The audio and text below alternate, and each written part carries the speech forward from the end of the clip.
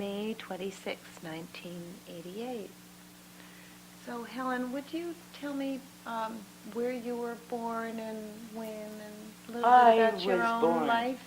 April 27th, 1922. My family lived on Washington Avenue, directly across from the cottage. So you were born in... I was born in Dobbs Ferry Hospital, but that's what... And that was a rarity in those days.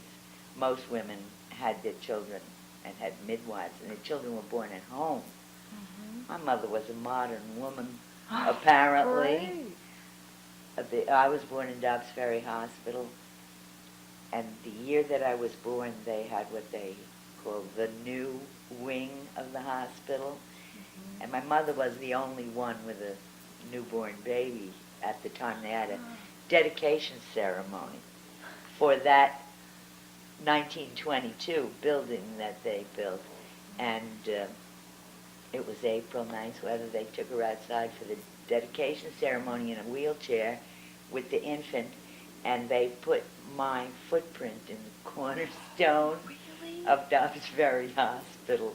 When they began their project to build a new hospital, I made a joke about it to my doctor, said, if you tear that building down, I want my footprint back. And what is it? No, they have not torn it down. They've redone it and used it for administration. So your footprint still exists? So my mother told me. I have never seen it. But this was the story that my mother told me, that I was when they built that. But that's, I'm digressing from Hastings. But that, you asked me where I was born. I did. Where and how. Right. And you had a grandfather who came over from Ireland, yes. I believe? Yes. Can you tell me a little bit about your family background? My father's parents, John O'Leary and Catherine O'Leary, came in the 1800s.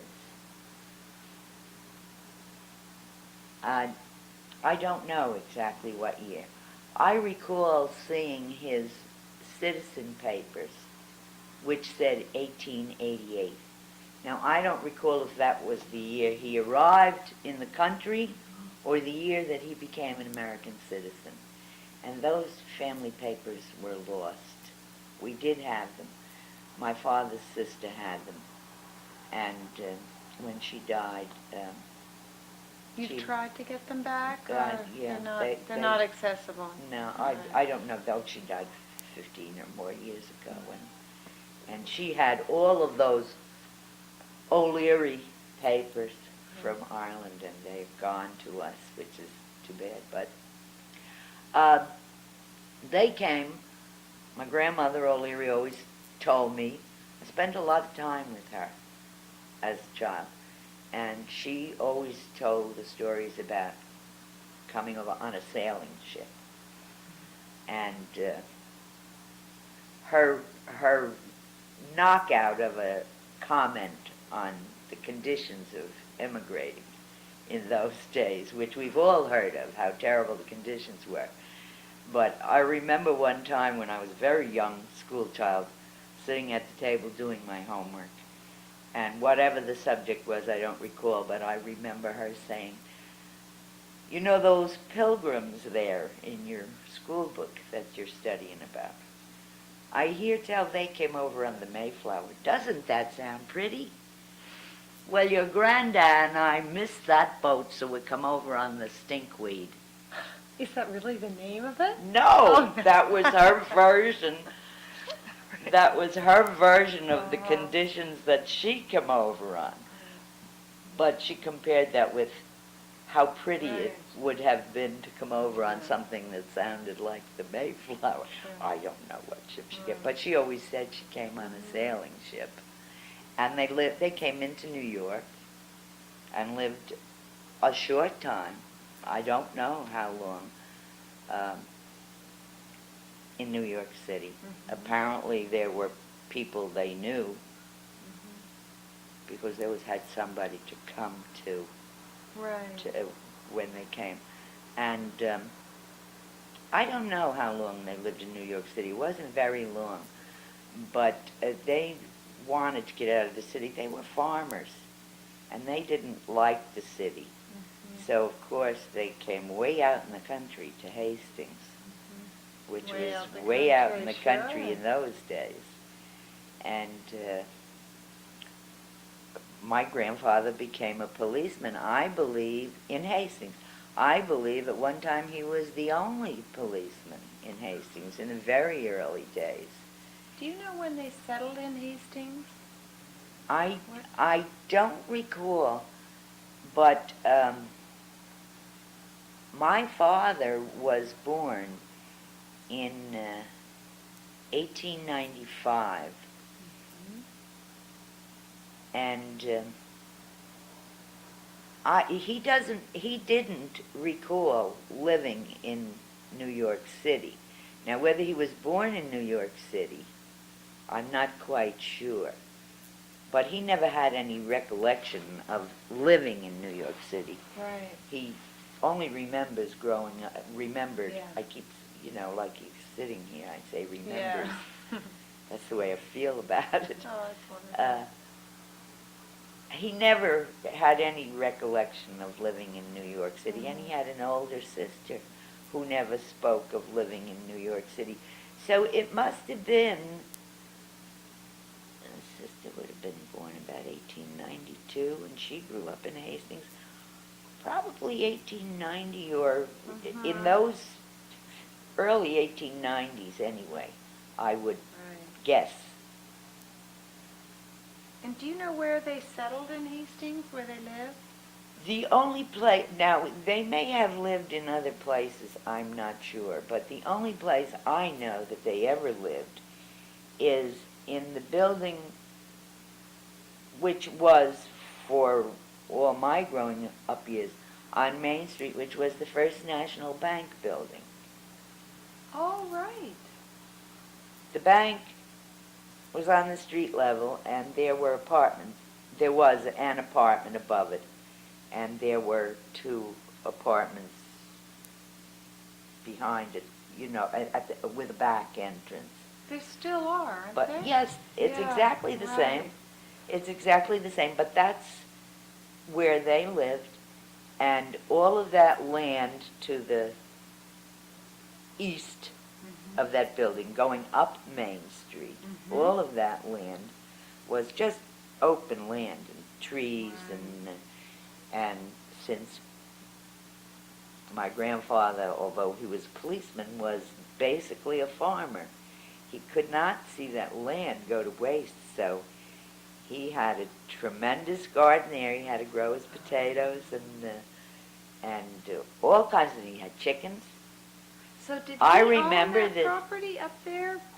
No. It was. I don't know who owned it. But part of it belonged to whoever owned that bank building, but the rest of it was open land all the way up to where that gas station is now, on Main Street opposite the youth center. Yes.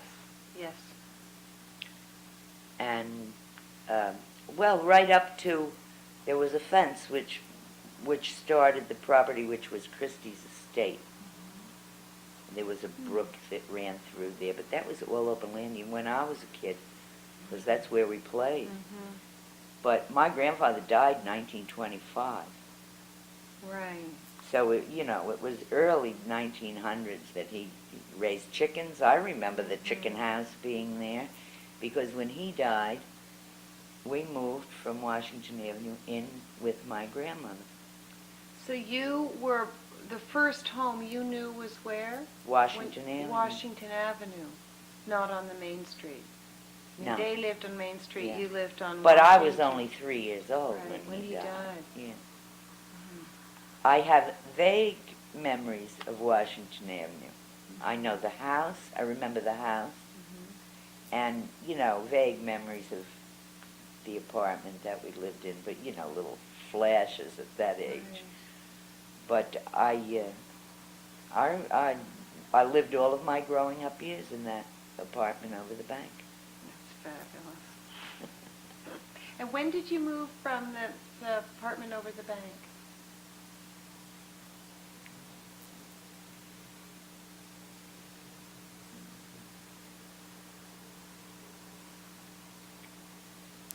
1940. Right. It was after I was out of high school. Right. I lived there when I graduated from high school. Great. I'm guessing 1940.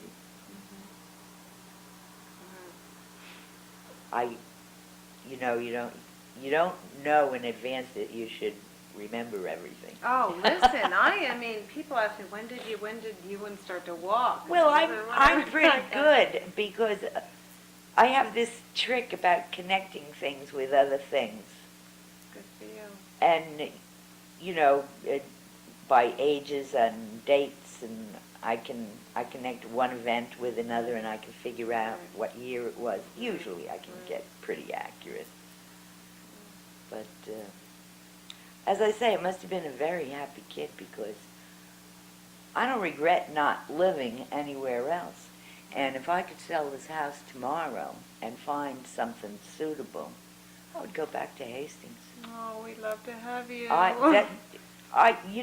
never wanted to leave there. It was a matter of finding a place suitable to live. Sure. And I didn't want to leave, and I held on no matter where I go. And I keep in contact with everybody that I grew up with who is not out of touch completely or dead. Right. Well, you're highly regarded in Hastings, and certainly by the people I know. Well, to me, I don't know whether it's just my, everybody has a personal view of everything. I've lived here for 28 years, and I get in my car and go to Hastings, and I meet people that I went to school with, that, we got married around the same time, we had children around the same ages and everything, and I may not have seen them for 15 or 20 years, and I go down to some event, even a funeral, and they say, "Hi, Helen." It's like family. It's like family. They treat you as if you never left. The only one who makes a joke about it is Joe Koslow. When I go to something in Hastings, last time I went to a historical society meeting, he was there down in the South Side Club, and he said to me, we went all through school together. We've been friends all our lives. "What are you doing here?" "I'm an outlander."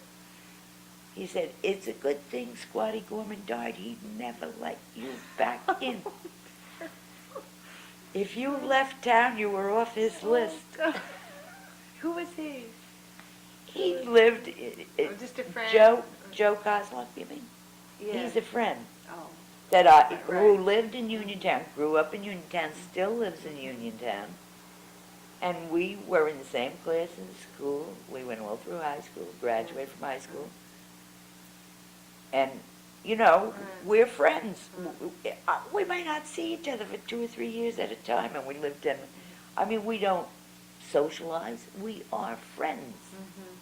It doesn't mean you have to see people every day. That connection to me never dies. That's wonderful. I will show you something to make my point. Sure.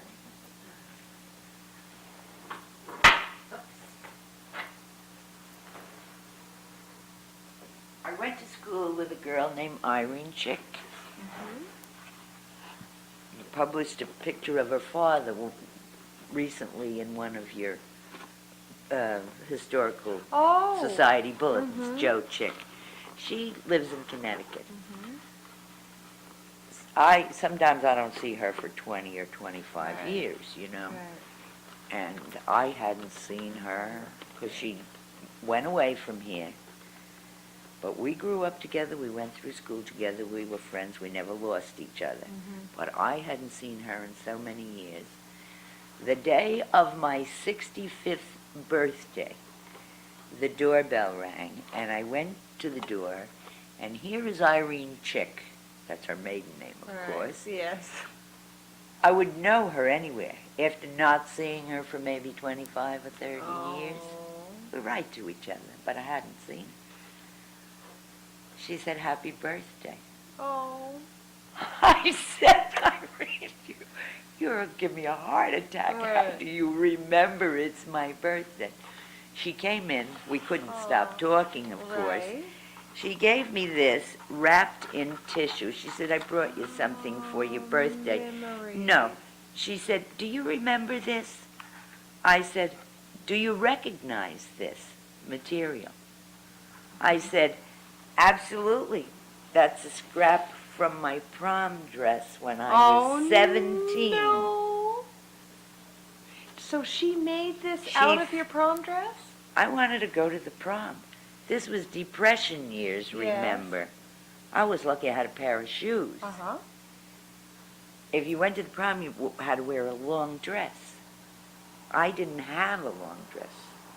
She wanted me to go to the prom. So she got a piece of this satin material from God knows where. And I'm very small. Right. I'm less than 5 feet tall. It didn't take much material to make me. And she's very talented, even as a high school girl. Mm-hmm. She was beautifully talented with her hands. She could do anything. She made all her own clothes. She made me a gown so that I could go to the prom. And this is now, that was 1939. This is almost 50 years later. She came across, she's always making quilts and that kind of thing. She came across this scrap of material and remembered. It was from my prom dress and came to me exactly on my 65th birthday to see if I recognized it. Oh, now, that's so touching. That backs up my story about once a friend, always a friend from Hastings. Right. Boy, you should be on videotape. Really, I'm telling you. I would love to take a picture of you with this. That's very, very special. Isn't that special? You're both lucky to have those memories. You can hang Van Gogh's sunflowers over there on the wall. Would not be as precious to me as that is. This is really beautiful. Sometime I'd love to come back and. Absolutely. Anyway, we should probably get onto the waterfront if that's all right. We could clearly jabber on forever. In the vernacular of Hastings, let's go down the river. Let's go down the river. Okay. I'll just sort of, if you don't mind, be my guest. Little bit. Lead me. I don't know where to go. I just keep wagging my tongue. Did you ever work on the Hastings waterfront? No. Could you tell me who in your family did? The first one was my mother's father, James Allen. Came from Brooklyn with his 6 children in a horse and wagon. Oh. Around 1912, I would guess. And the reason he came is that he worked for a company in Brooklyn, which was bought out by what was originally called Hastings Conduit and Cable Company, which eventually became Anaconda. But at that time, they were closing down, apparently, in Brooklyn. And here is a man with, well, he did have 7 children. The oldest one was killed a short time before. Now, when was they came this? to Hastings? Around 1912. 1912. So they offered him a job here, and that's why they came and settled in Hastings. That's your mother's father. Yeah. Right. Of course, my mother came with them. Right. And how old was she at the time? I would say, maybe 15 or so. Right. She only died 2 years ago at age 90. Oh, great. We're tough. Right. Well, the Irish, right? It's that good Hastings That's air. the Hastings air, right? Okay, and your other And my Fathers? my father worked in Zinsser's from 1914, when he graduated from high school, which was a rare event in those days too, for boys to go through high school. Is that right? Oh, absolutely. Oh, you're young. How many people would have been in his graduating class? Oh, I have no idea. But in those days, when a boy got big enough to go to work, he went to work, you know. His mother was slightly more interested in education than a lot of people were. She was a farm girl. However, she was educated enough to be able to teach children in Ireland, like to read and write and that kind of thing. So she was very insistent that her children get as much schooling as possible, where most boys in that era, you know, when they got to be 14 and they were big enough to shovel or whatever, laboring or whatever was available, they didn't stay in high school.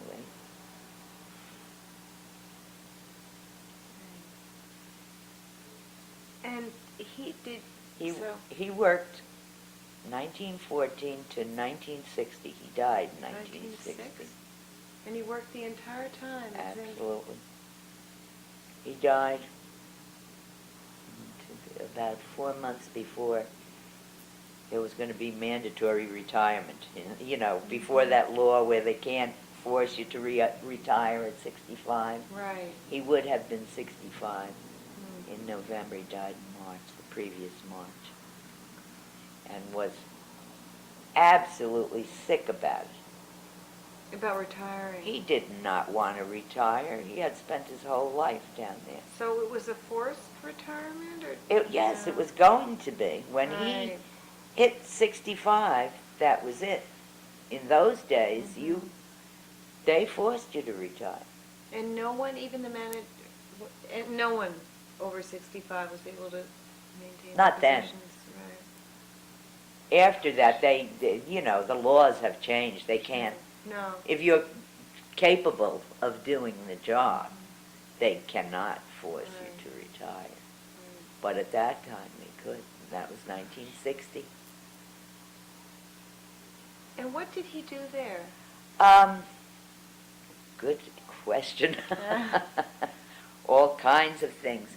Now, I know that he always worked with the chemists. It was a chemical company, of course. He worked with the chemists, but not, you know, with the experiment. He did all the record keeping and the inventory and the... I can't even... He had some kind of a job title. But do you think I know what it was? Oh, it's easy not to. As a child, I never paid any attention. And as an adult, I still, I guess, didn't pay any attention. There was some job title, but I don't know exactly what it was.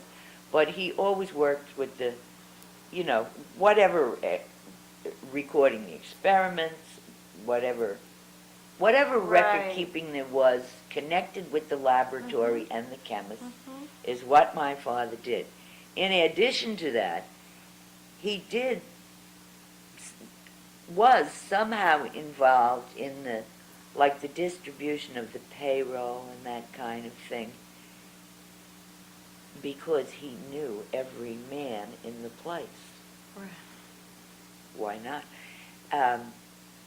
They would send someone to the bank, and I have an uncle who worked down there for about 8 years, one of my mother's brothers, and he went into work there like at age 17 and worked for 7 or 8 years at some clerical type, bookkeeping type job. And he was a kid, you know, 17 or 18, and this is an example of how times have changed as far as the casual security, that kind of thing. In places of business, they'd say to him, "Hey, Joe, go up and pick up the payroll up at the bank." And in the early days, they paid the men in cash. and the bank used to make up the pay envelopes, Yes.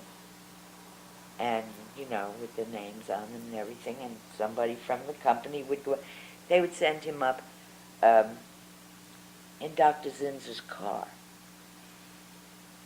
They Pick send up- your father up. No, Or the- this young brother-in-law, my uncle, my mother's brother, Right. would send this 17-year-old kid up to pick up the payroll. Oh. Gosh. And bring it down, and then my father would pick it up from the office and go to the gatehouse, where the men would leave through the Right. gatehouse, and he would go to the gatehouse with the payroll and give each man his pay as he was leaving for the day on Friday. They got paid on Friday. If some man didn't go through because he was sick or he was not in or what, my father knew every face and name in that place. I mean, it wasn't that big a place, but he knew everybody in the place. Now, I don't know whether this was officially his duty or not, but it was all very casual in those days. If that man didn't go through to get his money on Friday evening, my father would go all through the plant and find out, was he there? And if he found out that he wasn't at work that day, he would take that money and go to his house. Oh, And bring, Right. That's the way things were in a small town. He would go, he knew where everybody lived. He would go to their houses and find, and he was a slick article, my old dad. He used to give it to the lady of the house Oh. because that money was very important to buy the food for the weekend, to pay the rent, whatever was necessary, to get you over Sunday. Right. If there's no money to buy the bread, you don't eat on Sunday. He always managed to give it to the lady of the house. Smart man. Later, that they used to pay them in cash then. But later, when they did go to paying by check, Right. Later When was years. that? When did they start paying by check? I can't recall, Right. to tell you the Yeah, I truth, really- but I'd say maybe in the 1930s. That's a Gosh, wild guess, right. but you know what, I judge by my own age, Right. and I think how old I was when I was aware Yes. of that. Probably early 1930s. And how much did people earn at that? I mean, like we started in 1914. During the Depression, the Great Depression, Yes. which was not so great, Right. believe me. I'm sure. Most of the, like, we lived on Main Street, as I said. Most of the men in the families surrounding us had no work. There was no work. But your father had. But my father was fortunate enough to have never been out of work. But these men were laborers. They had no education. They had language problems. Some of them were craftsmen, but nobody was building. Those kind of things, Those men had desperate times, and those families had desperate times. And when I look at it now, we were poor. But I didn't know we were poor then. It's all relative. My father always had a job.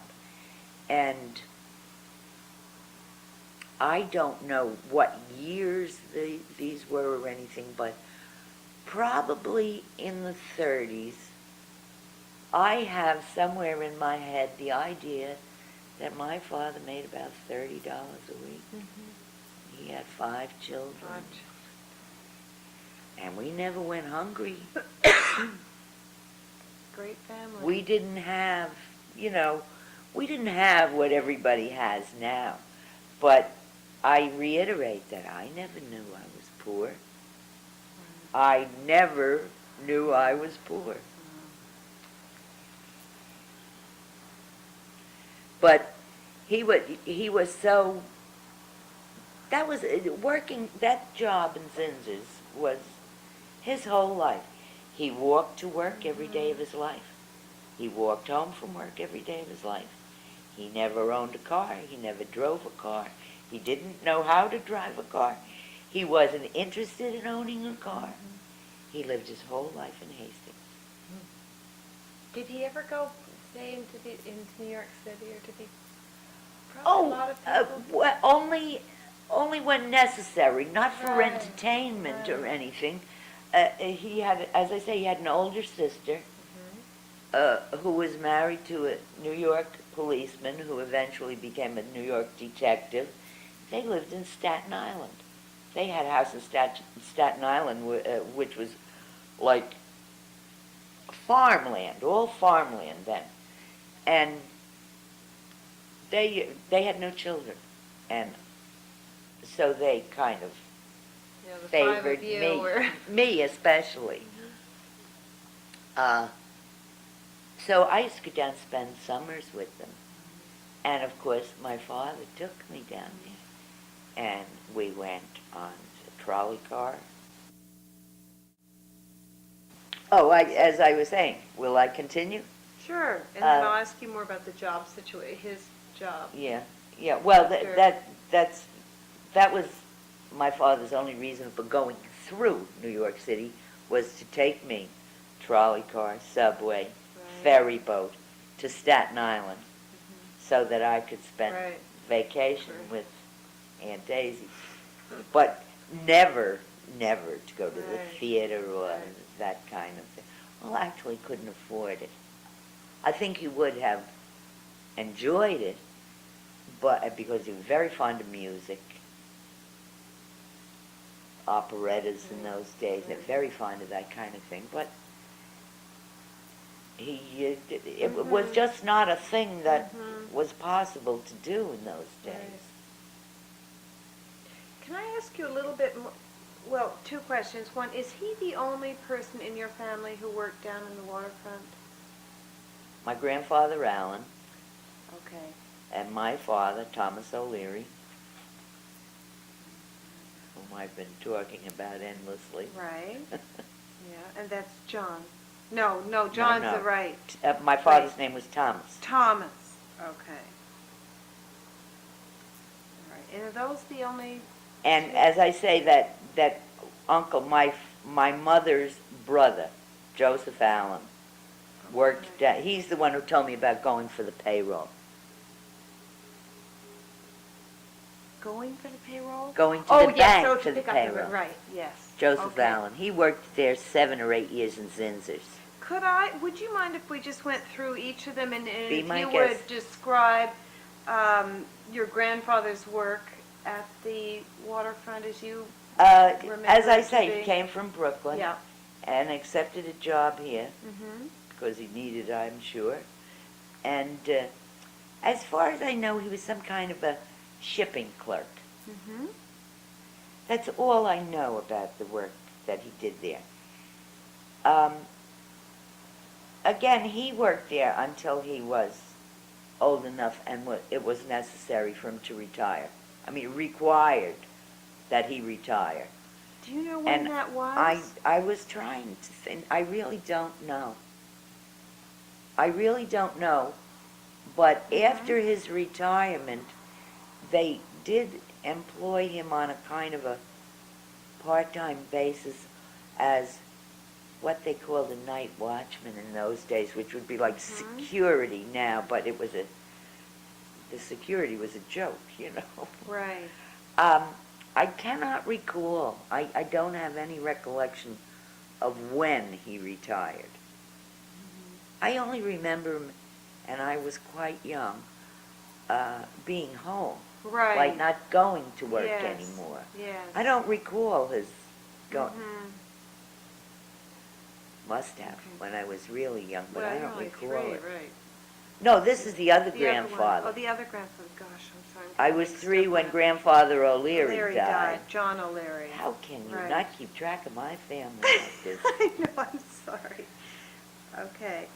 So your grandfather, Alan, worked approximately what years? Do you know? Well, came to Hastings around 1912. 1912, so probably as And- an adult? Or, Yeah, with 6 children. yeah, he already had his 6 children when he moved here. Yes, yes. So he'd worked previously In Brooklyn. in Brooklyn. Yeah. And then probably worked here for another, I'm trying to put a year on it somewhere. that's okay, that's close enough. 1912. Maybe around. I'm trying to think when he died. Died around 1939 or 40, somewhere around there. And like I say, he was home for years. Right. Maybe somewhere in the 1930s he retired. I really can't remember. Okay.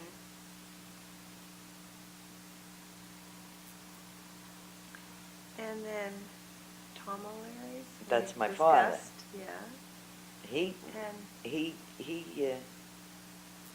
He worked in Zinzin from 1914 to 1960. Right. And my uncle, Joseph Allen, worked there from, in the early, like around 1920s, Right. mid-20s. Mm-hmm. He told me for 7 or 8 years. For about 7 or 8 years. Yeah. Right. And one of the questions we were interested in is, was there any medical insurance or bonuses or anything you know about? Zinzers had no unions. Nothing. Absolutely never had a union. Right. They had no insurance benefits like they do now, like medical benefits or anything that I know of. No bonuses or anything that I knew of. The only thing that they ever provided, as far as I know, was life insurance, like a group life insurance policy. Because when my father died, that's what there was. Did the other companies at that time have a group life insurance, or was Zinzer considered sort of forward-moving in its I really don't know, because it depends on what era you're talking about.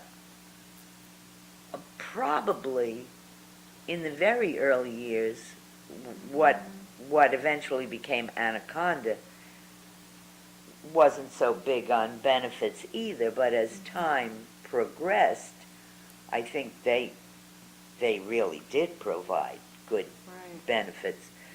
But Zinzer's was a very small family. I mean, Dr. Zinzer was Zinzer and Company. How many It was people, a one-man show. Is that right? How many people would have been working there, say, when your father was working? Do you have any idea? A couple hundred. A couple hundred, yeah. I don't know. Right. Depends on when, when it was prosperous times, when it was wartime, when it was Depression time, they laid off a lot of people. And not my father, he was fortunate enough, if you want to call it that, to always have had a job, never lost a day's work in his whole life. He was never sick. Gosh. Were there quite a few people at Zinzer for whom that was true, that were lucky enough, like your father, to sort of Go weather through the tides of the Depression? Yes, I and so on? think so. I think so. Because in the cottage on Washington Avenue, there is a picture hanging of a group picture of Zinzer employees at a picnic, at a company picnic, 1933. My father had already worked there, 19 years? And I can look at that picture and I can pick out the men that I knew all my life that worked with my father. They were permanent residents of Hastings. They lived and died there. And most of them were able to keep their jobs through I think so. Your family, friends. I think so. The people who really suffered were the people, the laborers, who had no particular skills, and when they cut back, when production was low, that's where they cut back. And it was never a tremendously big company. It didn't employ thousands, you know, and I can't even put a figure on how many. But relatively speaking, it was a small company, and it was strictly, as I say, a one-man deal. I mean, William Steinschneider was, of course you know of William Steinschneider, who lived in the Cropsey house there, was the mayor of Hastings at one time, had some executive position in Zinzer's, like, I don't know, vice president or, I really don't recall. However, Dr. Zinzer ran the show. I mean, you know, it was very paternal. And in a nice paternal way? Yes, really. Yeah, well, this is a personal view. Sure. Now, there may be other families who can say they had people who worked there that were treated unfairly or whatever. But from my personal view, it was very paternal. As a matter of fact, my father graduated from high school in 1914. My grandfather, his father, was the cop in the village. Says, Dr. Zinzer, I have a boy graduating from school, pretty smart. Can you get him and give him a job if I send him down? He went down there and was hired on the spot and spent his whole life. That's the way it was. Dr. Zinzer, of course, when my father was a kid, kept horses and went every day with a horse-drawn carriage from his residence on Broadway down to his office and was driven back again. I don't remember the horses. I remember them having horses, but I don't remember him, you know. By the time I was a kid, there were automobiles. But I remember him going every day in his chauffeur-driven motor car, in the back seat, with a uniformed chauffeur, to his office. And, you know, he was it. And he knew every employee by his first name, and it was very paternal. And, you know, when they started with unions and everything, of course, people felt they didn't want that kind of thing, but there was never a union in Zinzer's. And what happened is that a few years before my father was going to be forced to retire, Dr. Zinzer died.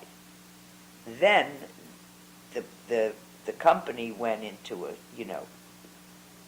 another chemical company bought it. Most of those lifetime employees were old enough to take their retirement, because that was a personal thing too, almost a deal between like father and the kids, that when you get old enough to retire, Tom, Doc Zinzer will give you a pension. It never occurred to anybody to put that down in writing that Doc Zinzer was older than Tom. So anyway, so when he there was no pension for my father once the ones who were old enough before the company changed hands. There was some kind of provision for pension. If they could take their retirement right then, before the company was taken over. My father wasn't old enough to retire at that point. So older men did come out of it with some kind of a, I don't know what. I really don't know what they got, whether it was a pension or some kind of a annual. The words escaped me. Some kind of annual. Did they get it in lump sum? I don't know. I don't know. Right. I only know from what my father said that he was not eligible for whatever it was that they got. I can't put a name So a on lot it of at those the moment. people had a tough time. So after that, you know, my father was really upset then because here he had worked here all his life, and in a few months he's going to have to retire and no pension. Of course, he would have had Social Security, which was very small in 1960. Sure. No matter how many years you worked in this. Right. Well, of course, when he started to work, there was no Social Security either. So. Right. But of course, he did work under Social Security from the day they passed the law. Right. But it would probably not have been enough to live on. Boy. But there were no hospitalization benefits. There were nothing like that. He got a vacation every year. Mm-hmm. But as I say, it was all very paternal. It was all on a very personal basis. Mm-hmm. And that was totally erupted when he died. Yeah, sure. Well, What happened to the people? I mean, after he died, what happened to the people who weren't? well, of course, the taking company went into. He had a son. Zinser had a son and a daughter. Of course, everything went into his estate, and eventually they disposed of it. This other chemical company took over, and people continued to work there. Which one was that? Harshaw. Harshaw. But they were there a very short time, and I don't know whether they folded or what. Mm-hmm. I don't remember what exactly the circumstances were of that just disappearing off the waterfront. It was not a long time thing. Right. But we were talking about benefits and that kind of thing. I spoke about my father going to people's houses, be sure they got their paychecks and everything. Another thing he did, and I never knew whether this was part of his responsibility in his job or whether because he was so long-term there and knew everybody, and Dr. Zinser just let him do these things because he was kind of a spokesman for a lot of men who worked down there who were immigrants and foreign-speaking immigrants and who may have been able to read and write in their own language but did not have the English. Right. The Irish were lucky because they came with the English. Even though they had the Gaelic, they brought the English too, so that I think they assimilated more quickly. Were the people who were working at Zinser mostly English? What do you have any idea of what proportion of English speaking as opposed to other language groups were working there? I'm trying to think about most of the people in any kind of the supervisory positions, foreman's positions, clerical, and the top brass, whatever they were of course all English-speaking people and mostly American-born people. And the unskilled jobs were the people that the newer immigrants. Now, were they of what background? Everything. Hungarian, Polish, Russian, Italian? Italians weren't much for working in factories. Italians were outdoorsmen. You will find that very few immigrant Italians went to work in factories. Look around Westchester County and you will see masonry work done by artists who were the Italian immigrants. There are stone walls in Westchester County that are going to live longer than you. They did not want to be enclosed in factories. They did stone masonry, and some of them were talented. Sure. Everything is not out of a book. They did some beautiful things. And they became builders, they became gardeners, landscapers, but very few Italians went to work in factories in the early days. I don't know later, but that's my impression when I think of who does what, you know. Yeah. But I don't know of any Italians who worked in Right. Zinsers. I really don't. I'm sure there were some in the Anaconda, but But mostly I Russians cannot. and Poles. Yeah, and, laborers, and because laborers, right. they were strong, Sure. and they were laborers, and they did whatever you showed them what the job was to do, and they did it. It really was not. I mean, the job didn't require that you were fluent in English. Right. As long as you understand Right. that the foreman said, take the barrel over here and do this and whatever. Sure. And those were the kind of jobs they started with. But they're all, you know, and what I started to say was that when they passed the, like the workman's compensation law and that kind of thing, my father was, I think, self-appointed spokesman for those people because he didn't want them to be cheated out of whatever rights they had because they didn't understand, because they didn't, you know, they had trouble with the language. So, and there were a lot of accidents in a chemical factory. There were burns and explosions and, you know, men got hurt in those jobs. And no one, and they just took care of themselves. Well, the workman's compensation law, I think, was passed in 1916 or something like that. It was very early. So that my father was very aware of that. And he would go to the man's house if he knew that the man got burned yesterday and he didn't come to work today. They didn't understand that their very simplified conception was no work, no pay. Yes. I mean, it's no, you know, if he couldn't make it, he got burned yesterday, couldn't make it to work today, he'd lose a day's pay. My father would go to the house and explain to them that go to the doctor. They don't want to spend the money to go to the doctor.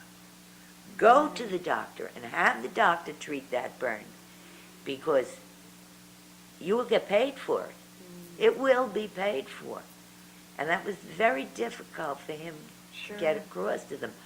But he would bring the papers and fill it out for them. And even if they couldn't sign their names, make an X and witness it, tell them to go down, go into the office and go to Mr. So-and-so and tell him Tom said. Tom. Mr. Tom. Mr. Tom, is that how he was known as? Well, no, I say that because in the late 50s, sometime before my father died, they hired 2 black men in Zinsers, the first black men I ever saw working. There were no blacks in Hastings. The only black man I ever knew was Dr. Clark, who lived in Pinecrest, who was very famous. Kenneth Clark? Yes. He was there a great number of years. Nice man. Oh, yeah. But I didn't know. There may have been one here and there, but I didn't know of any black men working in the factories on the waterfront. And sometime in the 50s, these black men were hired down there. And my father died in 1960. And at the wake, typical Irish wake, at Baker's funeral home, you know where that house is. There's a big porch that runs around, you know, across the front and around the side. And the men have a tendency to stand outside kind of and talk, you know. And I looked out and I saw these 2 black men in their Sunday best with their hats in their hands, the only 2 black men there. standing way over in the corner of that porch, all by themselves, just standing there. And I went out, and I went to them and said, "Did you know my father?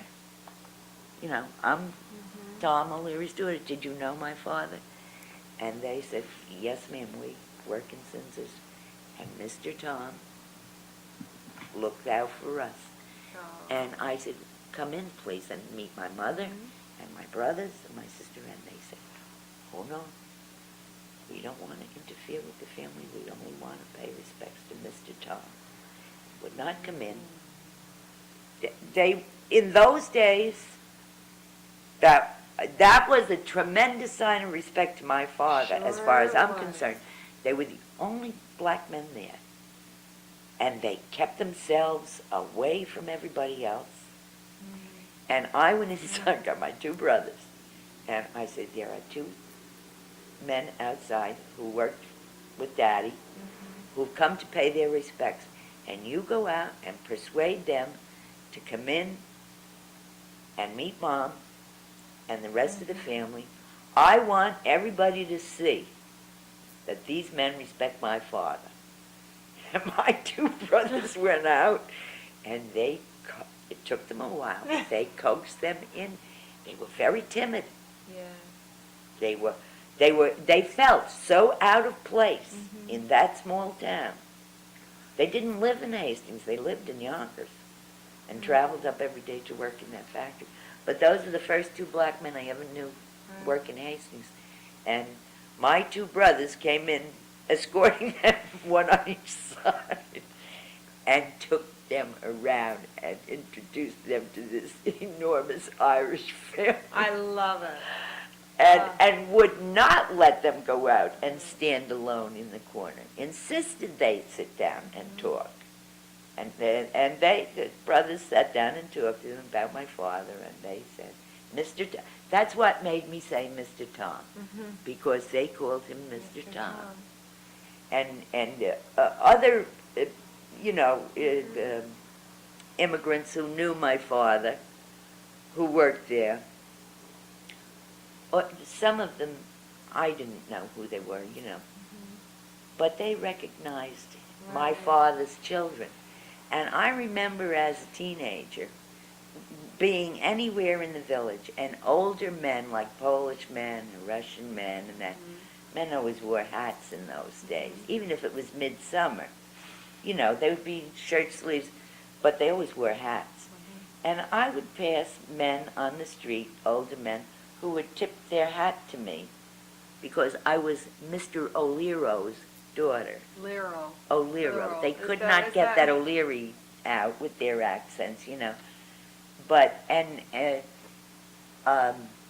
holidays that, especially religious holidays that we all had in common because most of us were Catholic, at Easter time, I remember, they used to do fantastic baking, the Easter bread with the egg. Who used baked to do this? The Polish and Russian people, and they always brought fresh baked Easter bread with the eggs baked in it to our house, to my father. They never come in, tip the hat for Mr. O'Leary. Oh, he was much loved. He was very much respected, and I think because he was born before his time, I think. Nobody had heard of civil rights in those days and that kind of thing. But he was a very fair man. He would not allow us as kids growing up ever to criticize anybody. You know how kids can be cruel. Sure. Look at that guy, he's drunk or whatever. He used to say to us, "Don't you ever judge anybody like that. You don't know what that man has on his mind." That was the end. You didn't dare say anything unkind, even. Was there in the village at that time where the different sort of ethnic or religious groups sort of cohesive, or was there kind of a real social breakdown between the Catholics and the Oh, I don't think so. Those Well, pretty harmonious. well, most of the immigrant, all right, let's talk about the people up on the hill, who were here before us. But there were not any American Indians up there, so originally they all came from somewhere else. Right. That's my theory. They just came sooner, that's all. But I don't know, but my greatest contact, although I had, as a kid, we all went to a common school. We all went to the St. same. Matthews, right? Or Yes, did I went to you? St. Matthews, but I went to public high school. so you went to St. Matthews from what grades or to? First grade, there was no kindergarten in Right. St. Matthews. They start you right out down to business, 5 years No, old, read and full- write. None of that nonsense playing around in kindergarten. But, no, I went, I think up until the 6th grade. And then my father relented and let us all go to public school. Uh-huh. And- Did St. Matthews go up through 8th grade at Yeah, that time? yeah. And then you left in 6th grade. My older brother and I left, Mm-hmm. but the younger ones that came after us Right. graduated They went through St. Matthews. St. Matthews, through the and then 8th we grade. all went to Hastings High Right. School. But I think That's Marion a- had said to that- me that. that's a story that I don't Right. don't This want is to a record. waterfront, No, okay. I'll tell you, but Another I don't time. want to record Okay, we'll save that that for, episode. Yeah. But no, what I started to say, you said about the religious groups. Mhm. I don't think it mattered. Oh, I think most of the, most recent immigrants, we were Irish and Polish and Russian and Italian, predominantly Catholic. Yes. I mean, there were Mhm. Lutherans, some of the Hungarians were Lutherans, and it didn't make any difference. It never even occurred to us. Right. Sunday came, you went to church. Nobody questioned that. Right. I mean, there was no discussion about it. I don't remember Right. any separation because, oh, you're a Catholic and I'm a Lutheran and this one's an Episcopalian And did the people who worked down at Zinsser, did they socialize together the sort of managerial level and the worker level with, excuse me. Well, it depends Were on there what you mean. bars or sort of, Well, so now, what was the watering hole? in let's Hastings talk or about whatever? bars. Most of the time, my growing up years was Prohibition. True. Forget that, no bars. Where would people go to socialize down at the water, after work? There. They went home. They went home. And the socializing that we did, a great deal of the socializing was connected with the churches. Mhm. And as I say, clubs. The Italian club, the Hungarian club, the whatever, There were always clubs of some kind. The fact that it was Prohibition didn't keep everybody totally Of course sober, not, Right. I don't want to tell It's you creative, right? all our secrets. However, there were no bars until, when was that repealed? 1932 32, or I 3 think, or yeah. somewhere around there. So most of my growing up years was Prohibition. It was the time when in the newspaper was, Bonnie and Clyde and Al Capone and the bootleggers but that was in another world. Right.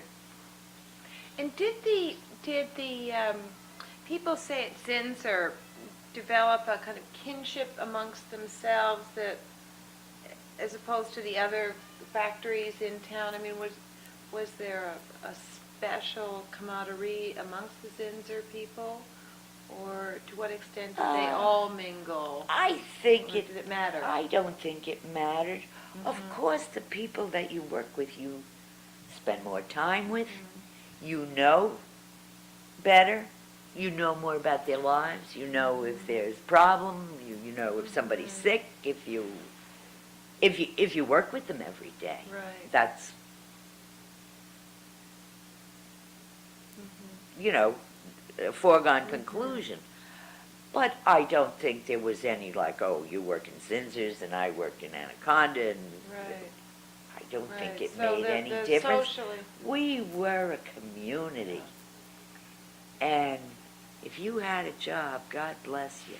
It didn't matter where or what you did. It really Right. didn't. That's great. There was not a great deal of envy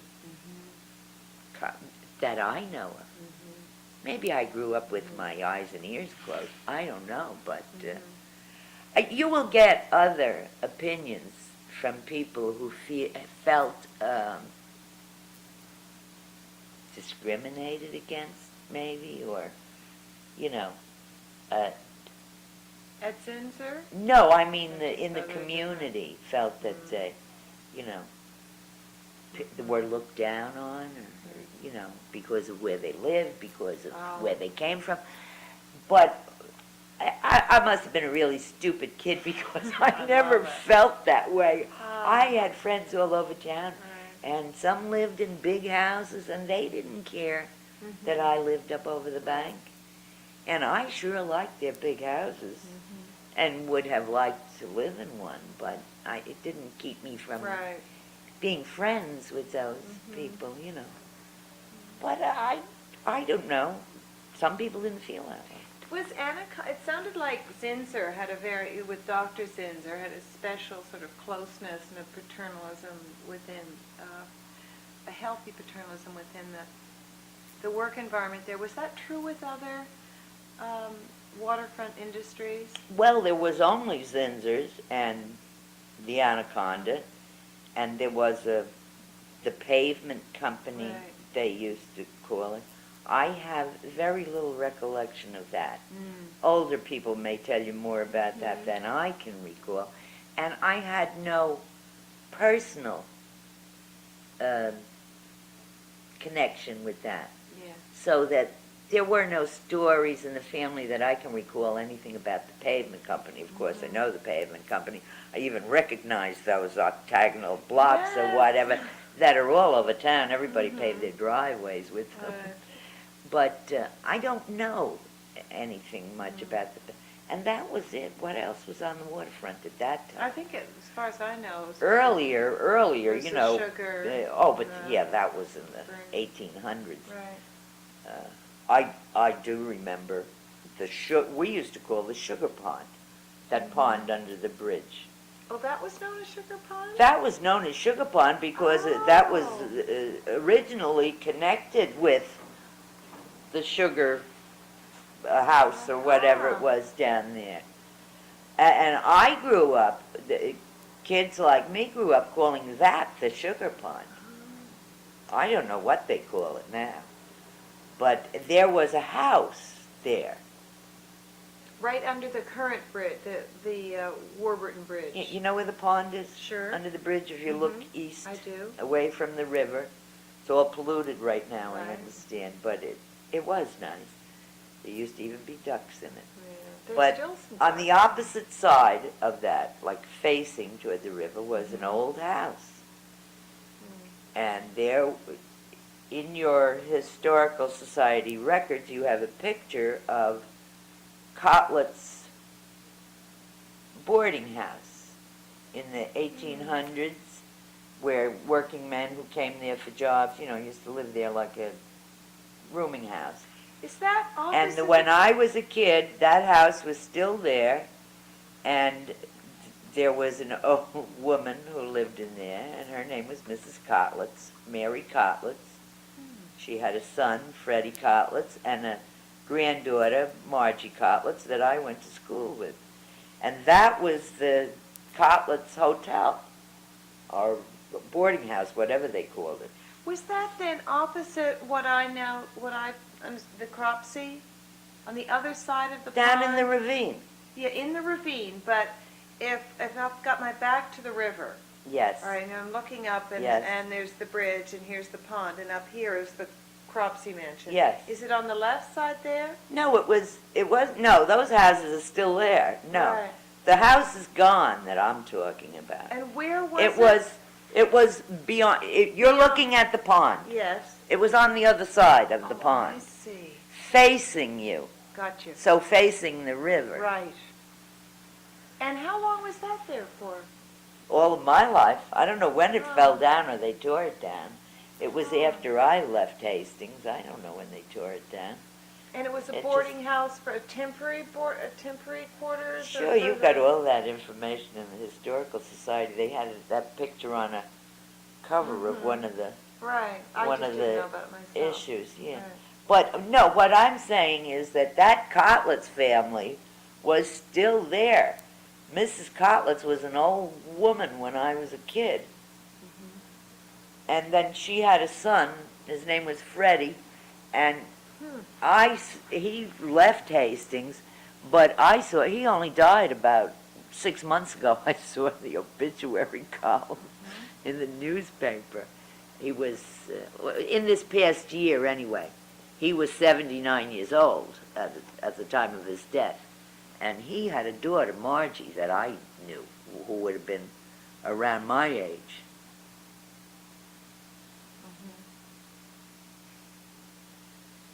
Where? But I don't remember any other businesses on the water. Right. You know, anything back further than that, I can't recall. That's interesting, because that's a piece of history I don't know much about, which is where did the more itinerant workers who didn't have homes and families, so much single people, if you will, live? Mostly in these like the Cotlets? Were there several of those? Usually. They came there for the work. Yes. That's what attracted them to Hastings, the work, the factories and whatever was available. But lots of times, the men came first. Now, my husband's people were Italian. Now, his grandmother and grandfather came with 2 sons to Hastings. And they came and, like, the men would come alone and work and save money in order to either bring over a bride Yes. or bring over a family who was already, started in some other country. They didn't have the money to all come Sure. together. So the man would come, find work, and save and save and save until he could pay for a wife, children, whatever. Right. And then they settled there. And were They there... didn't always all come together as a family. Yes. It wasn't I love that. possible. Well, were there several of these boarding houses in Hastings? I don't know. That was before my Right. time. I'm trying to think if there were any boarding, if you would call them boarding houses even. I can't. Lots of people rented rooms to single men, but it was like Right. private house kind of thing, where if you had an empty Right. room Right. and a man was working in town, and if he had a job here, that was recommendation enough. Like I say, in a small town, it was all very casual. If he was known where he worked, whoever he worked for, he'd say, "You need a place to stay," and he'd say, "Go up and see Mrs. So-and-so, I think she'll rent your room." That's the way it was. It was not very formal. Right. The old days, the good old days. Like that all day. That's a sign of age when you say the good old days. You must never say that. Must never make that I comment. don't know. But no, I don't recall any other kind of businesses on the waterfront, and I don't recall actual boarding houses per se. And I know your father was never ill, right? How about did any of the others in your family ever get sick on the job or have to... Well, working in the factories, you mean? Yeah. I don't know, to remember about my grandfather was the only other one who worked in Anaconda. And I don't know if he lost time because of illness or and whether he got paid for it, or I really don't know. This is your grandfather, Alan, Alan. who worked at Anaconda, Yeah, right? yeah, I really don't And he know. was the night watchman, shipping clerk. He was a shipping Right. clerk, and then after they forced him to retire, they gave him like part-time work as a night watchman, Right. that kind of thing. Wasn't But for he the great. was he well taken care of at Anaconda in your, the family mythology or whatever? I don't know. Yeah. The fact that the Anaconda and its predecessors were in a small town meant that you knew practically everybody who worked there. Almost everybody was local or else from the nearby vicinity, Yonkers, Dobbs Ferry, wherever. Nobody traveled all that far to go to work. Some of us went into the city looking for jobs when there was nothing Right. available locally. But because it was a small town, you knew everybody that you worked with. Now, I don't know what the atmosphere in the Anaconda was. They had some strikes at Anaconda, didn't they? Yeah. Which never hit Zinsser. from what Yeah, I no, understand. not that I know of. Not that I Um, know of. In There were- 1917 and 27. I Yeah, think, well, too. I think that was at the time where they're trying to organize unions and that Right. kind of thing. I don't recall my own personal recollection, and I don't recall my father ever talking about anybody ever attempting to unionize At Zinsser. anybody in Zinsers. But you see, of course, the Anaconda was a corporation. Right. And this was strictly a personal business. Now, Doc Zinsser said, if this is what you're going to do, we'll close down tomorrow. You know, he could have done that. I don't know whether there will probably stockholders and all that in later years, but I don't know. But I'd never heard it discussed even. Any question of union and that kind of thing in Zinsser. Did the Hastings Pavement have a union? I don't know anything about the Hastings Right, Pavement Company. I have right. no recollection. I know no details of the Hastings Pavement Company. Right. Only the whistle they used to blow. Right, the 4:30.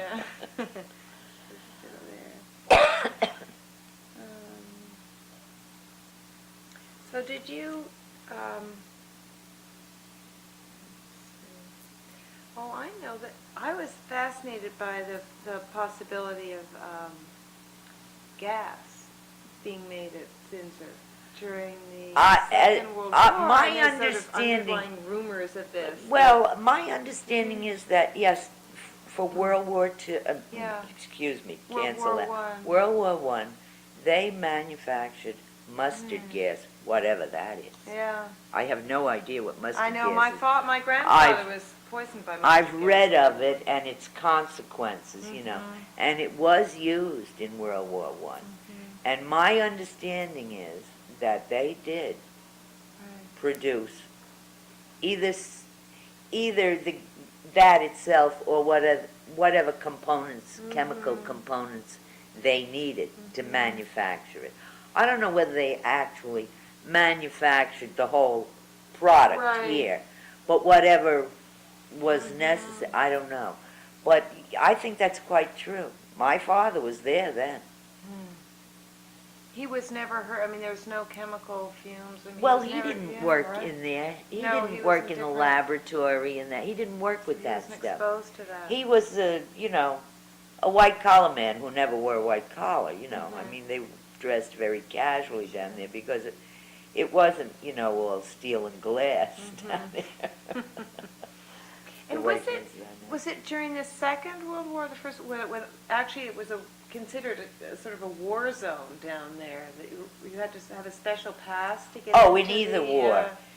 in both wars. My That was- father in World War One had a badge with his picture on it, and there were soldiers here for security reasons, and you couldn't get in there without, they had tight security. World War I. Yes. And then again in World War II. Did they make any, what were they making during World War II? I don't, nothing that I know of that was, like connected with weaponry. They primarily were the producers of colors and dyes most of the years that I know about. And I think during World War II that's what they did, like for uniforms and that kind of thing, which was considered a war necessity, But would they have to, in World War II, did you also have to have a special badge to get into the... Was that true at the other, at Anaconda or Hastings Pavement, where you had to have a special pass? Well, I think Hastings Pavement was gone by World War II. I don't Actually, think yes, that was I think still it was, there. right. I don't recall that being there that late. That's late days for me. Right. Well, yeah. No, I think Pavement Company was gone by then. I don't think they And were. Anaconda didn't do anything... Oh, sort of Anaconda was... above board. Anaconda was, they produced wire, Right. whatever, I don't know, cables, all that stuff that they used. They got all kinds of awards for Navy excellence in their production and everything. They worked round the clock, 3 shifts, 24 hours, day and night, 7 days a week. Was there the the whole same war. kind of thing that you had to have it was considered kind of a war zone or whatever in there, that you had to have a special pass like you did at Zinsser? Oh, I think so. I'm quite sure. They were really, that's the most security they ever knew. So that probably, I guess, except in the 20s and 30s, of course, when you were growing up, you would have had access to Zinsser. Oh, Right, I as a was down child, but there, then- sure. They had this little house, they called it a gatehouse, looked like an outhouse, Right. where this man was in there, and like a watchman, sort of a watchman, which was highly unnecessary, really, in ordinary times.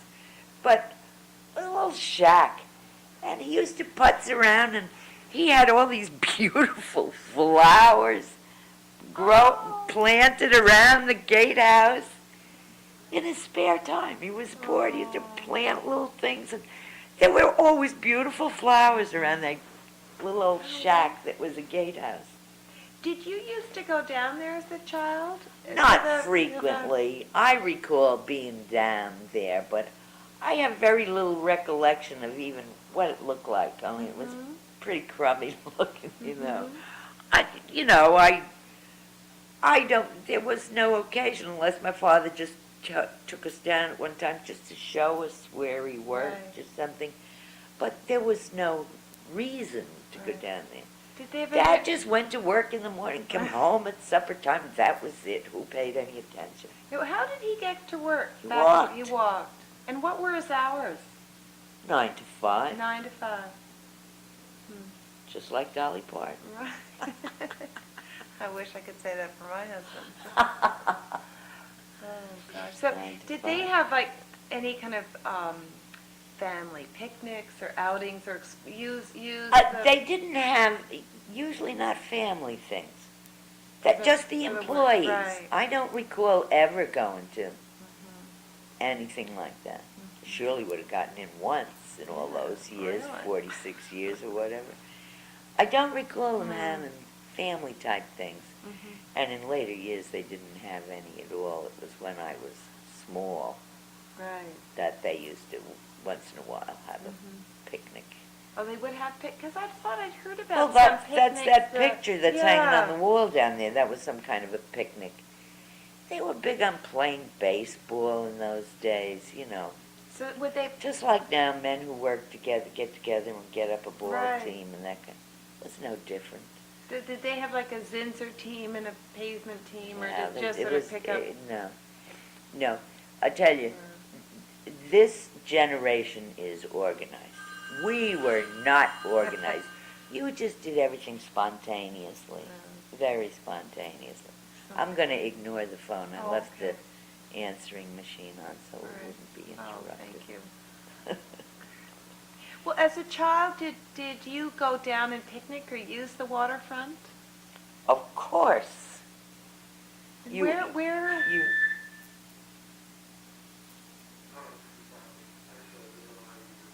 oh, get lost, Bob. My son's friend. Mm-hmm. I turn it up so I can see Right. if it's an Yeah, emergency. good I'll pick it idea. up, you know. You never know. Sure. Come immediately, the house is on Yeah. fire or something, then I'd feel like a fool not to answer it if I'm here. Of course, anyone who grows up on water, it calls you, you know. Yeah.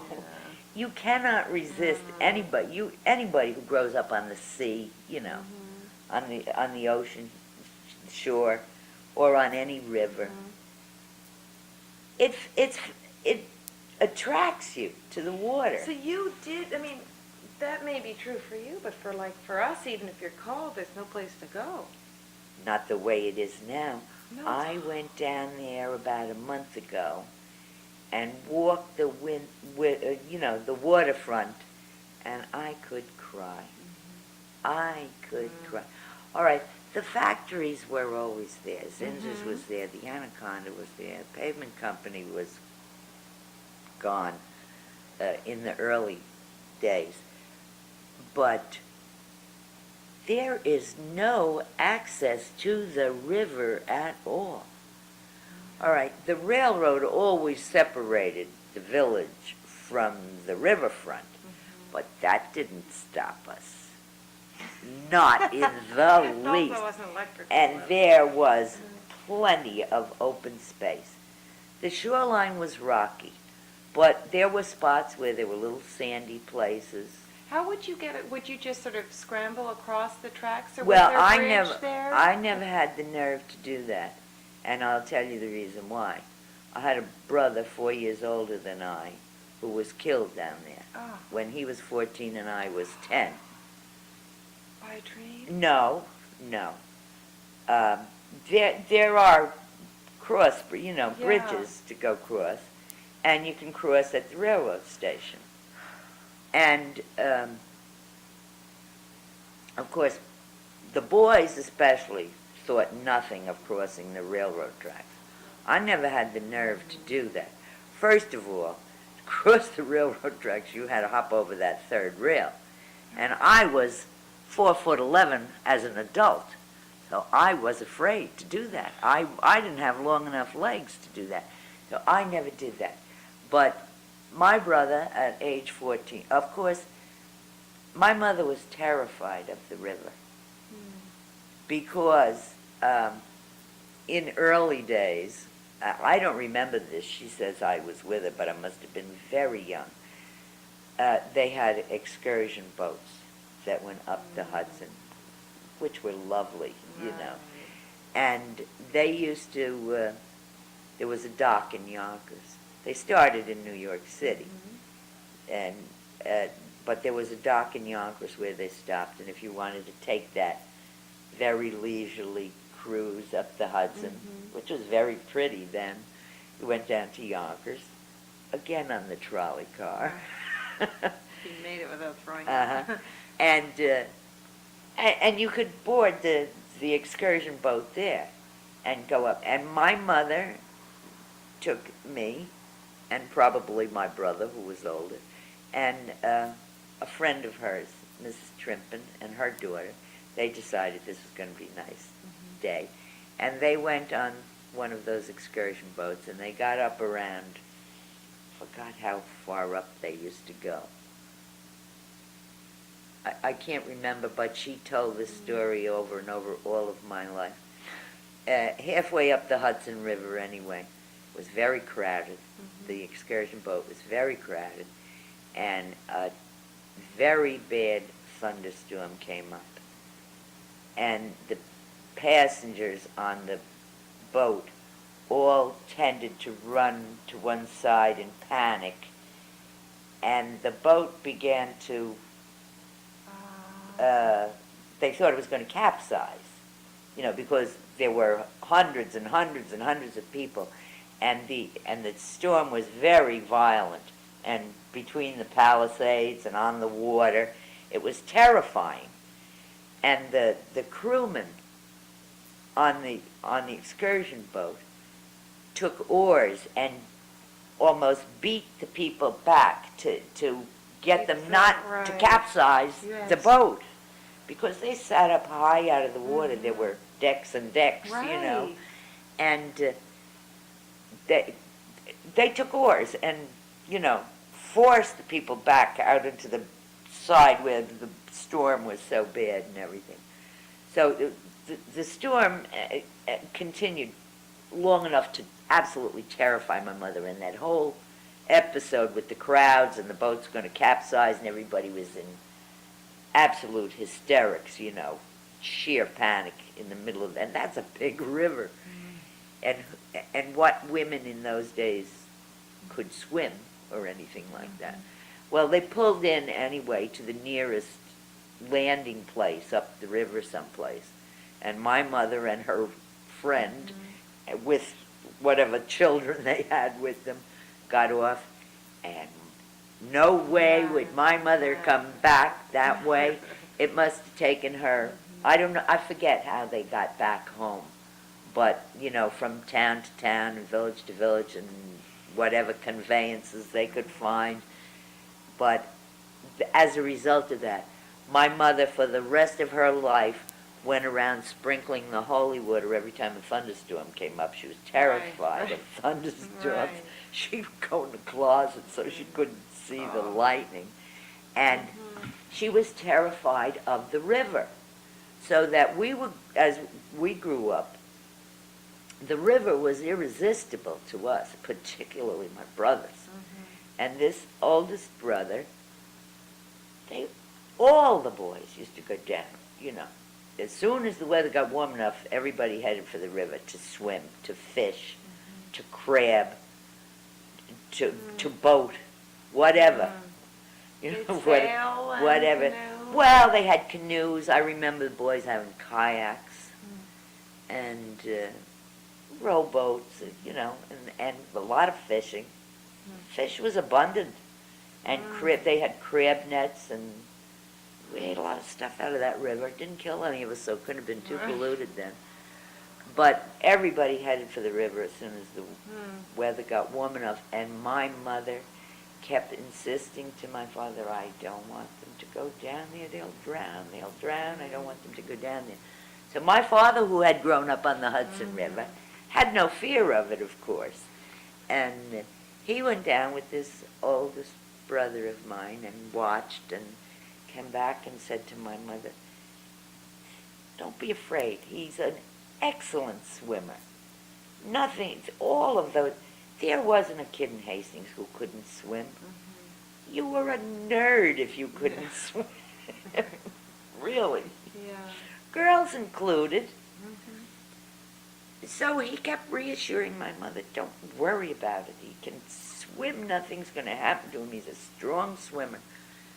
So this June evening, after we had our supper and it was hot, he and a gang of boys, friends of his, headed down to the Hudson River and swam. And, the unwritten law was at that time, you get home by the time it's dark. You're never out after dark.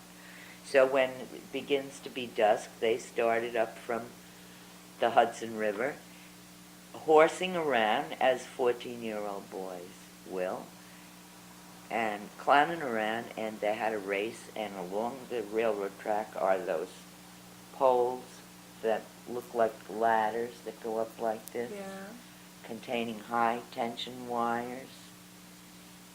And they were chasing each other, and my brother went up the pole, and two friends went up after him, so there were three in a row, and he got to the top first, touched the high-tension wires, and was electrocuted and hung there until the skin was burned off his hands, and dropped and hit his skull on the concrete base that held the poles. They're every so many yards, intervals all along the railroad. And the two boys who were on those poles are some kind of metal. The two boys